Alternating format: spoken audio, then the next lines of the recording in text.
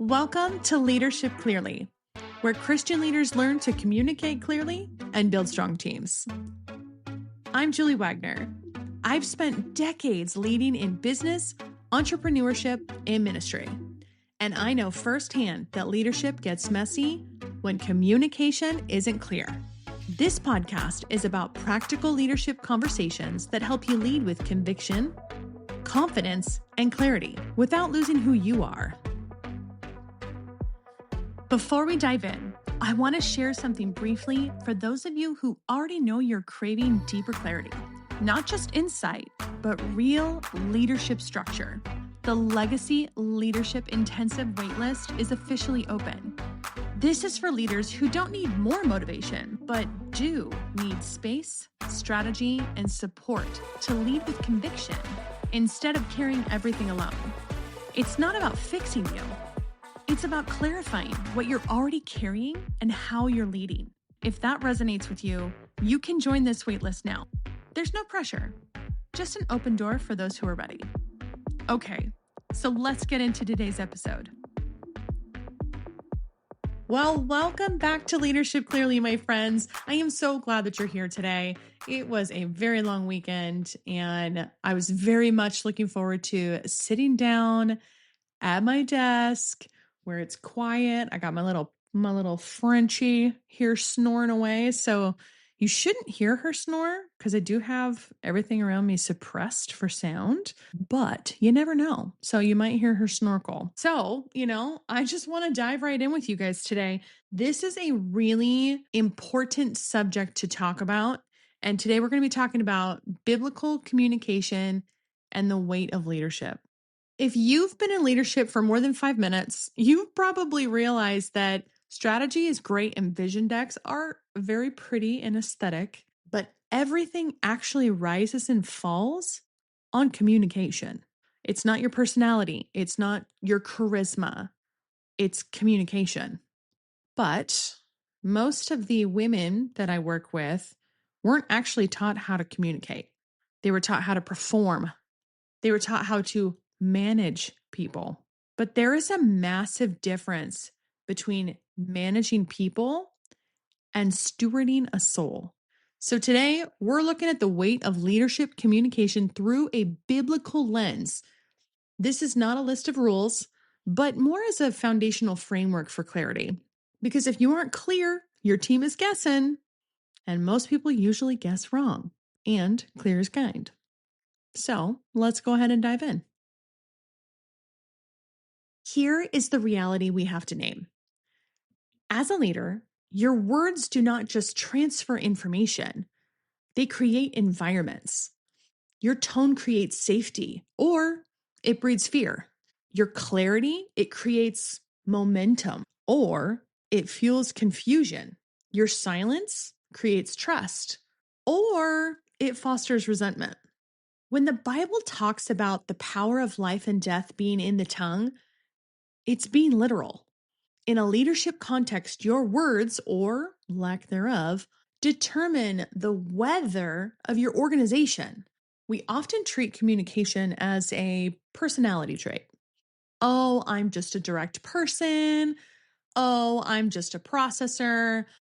But if you're called to lead, communication isn't just a trait. It's a form of stewardship. It's a higher standard, and quite frankly, it's one of the heaviest parts of the mantle. So let's dive into the architecture of biblical communication. When we look at Jesus, we aren't just looking at a teacher. We are looking at the most sophisticated communicator in history. He didn't just talk. He engineered transformation through his words. For us, that looks like 3 specific shifts in how we lead. So I will pause for a moment. If you need to grab your journal, your note-taking device, whatever you want to take some notes, this is a good time to do so. Okay, you ready? So the first is the shift from answering to inquiring. In our world, the leader is expected to have the answer. We feel the pressure to be the expert in chief, but Jesus practiced inquisitive leadership. He asked over 300 questions. I want you to Think about that for a moment. Just think about it. Even when he knew the heart of the person standing in front of him, he asked, "What do you want me to do for you?" Or, here's my favorite, "Who do you say that I am?" Here is the leadership lesson from that. When you provide the answer immediately, you own the solution. When you ask the right question, they own the solution. Biblical communication uses questions to transfer ownership and build maturity in your team. It's moving from telling them what to do to teaching them how to think, right? I know that you have heard that saying, give a man a fish, he'll eat for a day. Teach a man to fish, he will eat for a lifetime. Think about it that way. Okay, the second point we're going to talk about is tactical silence and the third option. One of the most overlooked parts of biblical communication is knowing when to say nothing at all. Remember when the accusers brought the woman caught in adultery to Jesus? Do you remember that, reading that in the Bible? They tried to box him into a yes or no trap. Jesus did not take the bait, my friend. He knelt down and wrote in the dirt. Now, we don't know what that said, but I mean, we can speculate. Pretty sure he was calling people out, and they all started leaving, by the way. If you've not read that story, you can find that in John 8, 1 through 11, if I'm correct. I could be wrong, but I know it's John 8 within the first 10 or 11 verses. So here's the leadership lesson for that. High capacity leaders often feel forced to respond to every fire or every critic immediately, but Jesus modeled the third option. You don't have to play by the rules of tension presented to you. Sometimes the most biblically grounded thing you can do is refuse to engage until you have clarity from the Father.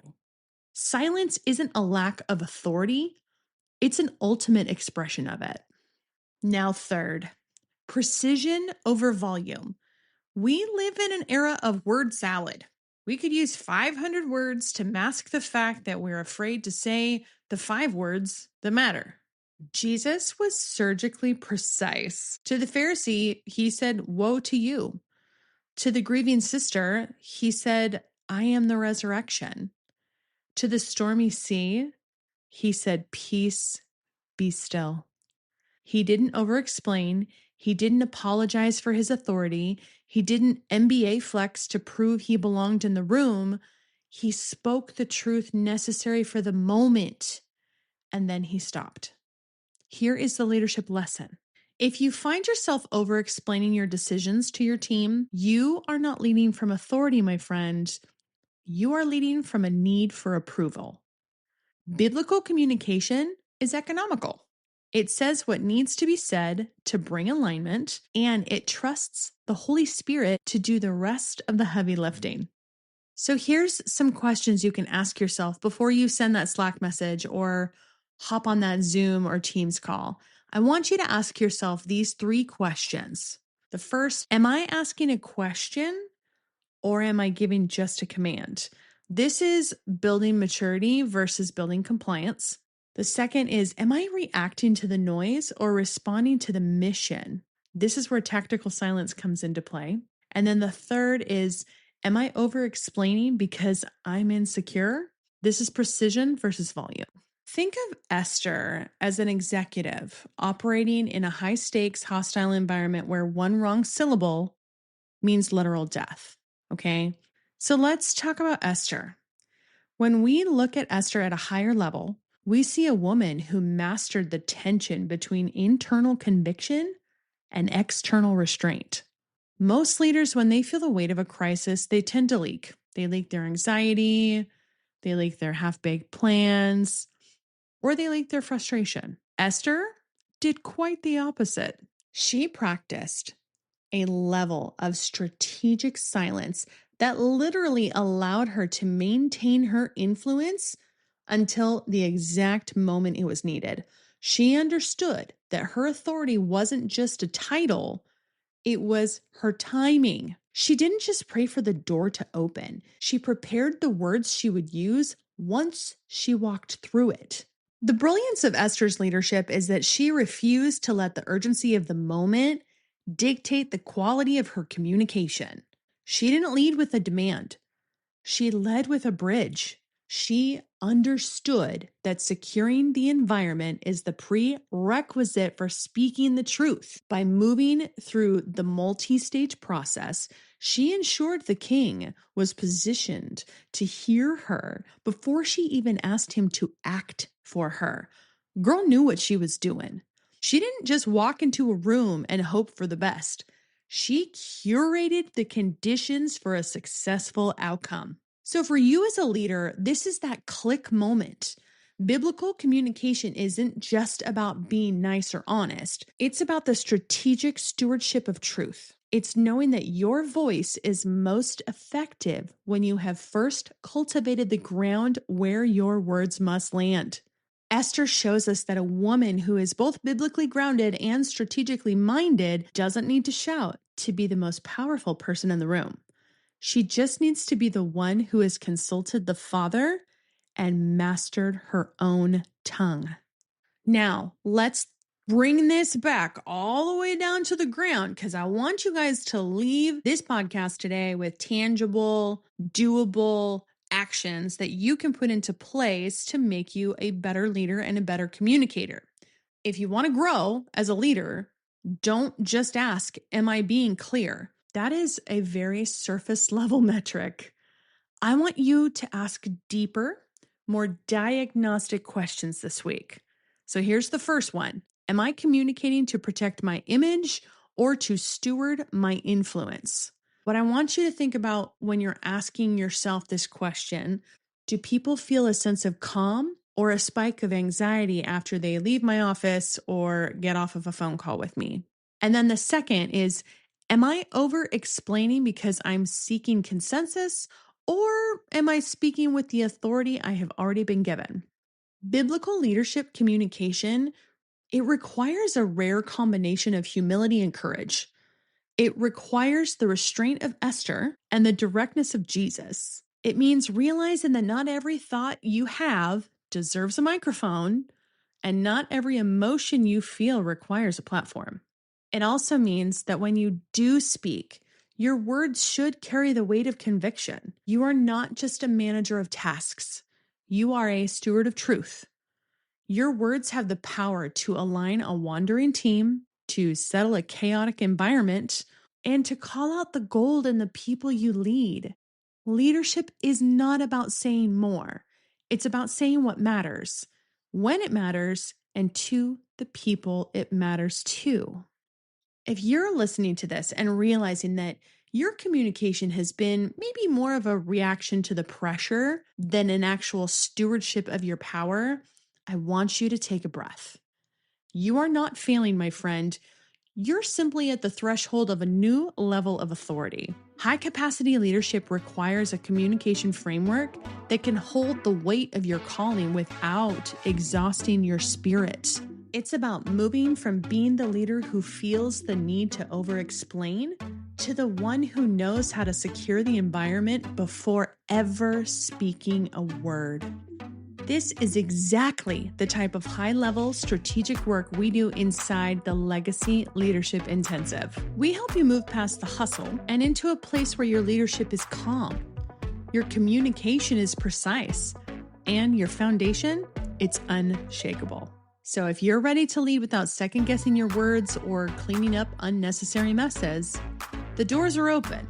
You can find the link for the application in the show notes. If today's episode resonated with you, I'm really glad you're here. New episodes of Leadership Clearly come out every Monday, so you can start your week grounded, clear-headed, and steady in your leadership. And if you're listening on Apple Podcasts or Spotify, leaving a review helps this podcast reach leaders who need it. If there's someone you thought of during this episode, I would be so honored if you shared it with them. Thank you again for joining me. I'll see you next week.